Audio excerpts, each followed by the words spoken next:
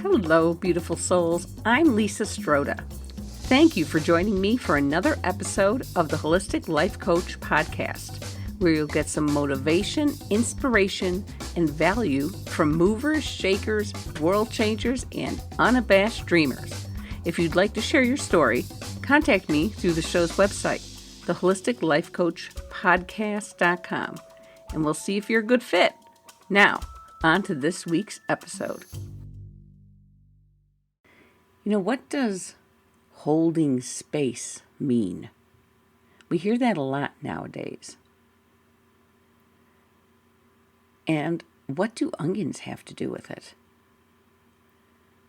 Holding space means being physically, emotionally, and mentally present for someone. You are offering them a space to be fully seen and heard. You are focusing on them and listening to their words. What words are they using to describe their feelings? What is their tone and cadence like? What is the meaning behind the words? What is being said or not being said in the silence? You're not thinking of what you're going to say next. You're noticing their body language. Most of all, you are suspending judgment and not interrupting their flow so they have space to be vulnerable. You are acknowledging and supporting their feelings even if they make you uncomfortable. How do you hold space for someone? Don't think about what you're going to say. Just listen. Don't jump into problem-solving mode. That's hard for me not to do.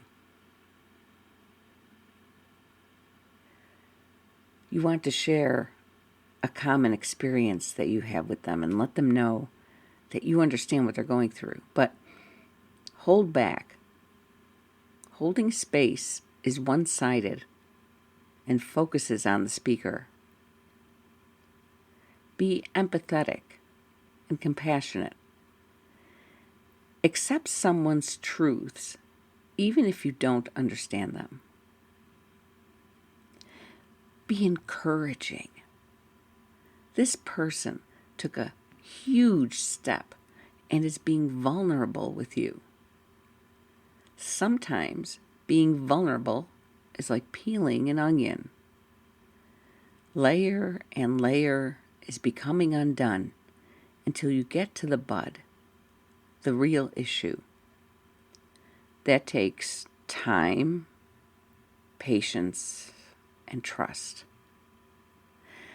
That person picked you for a reason to reveal themselves to you.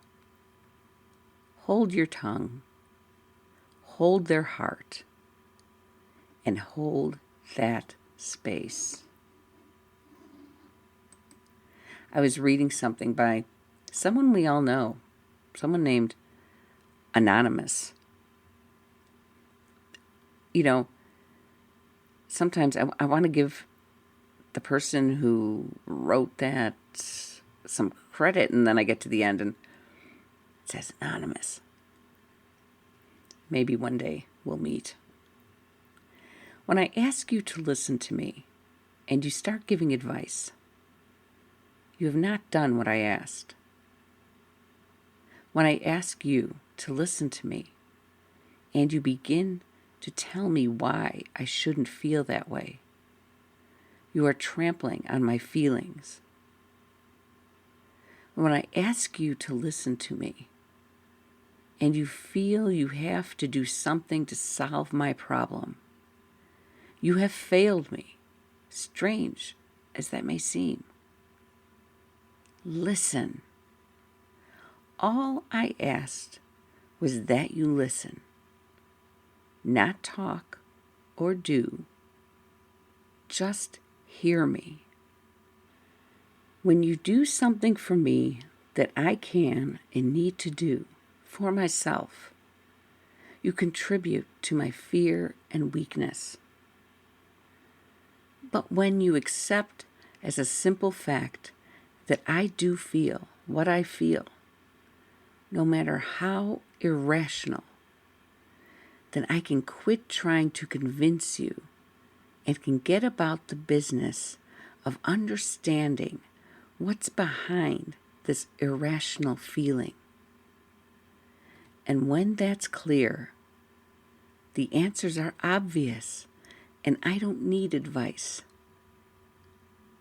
Irrational feelings make sense when we understand what's behind them. So please, listen and just hear me.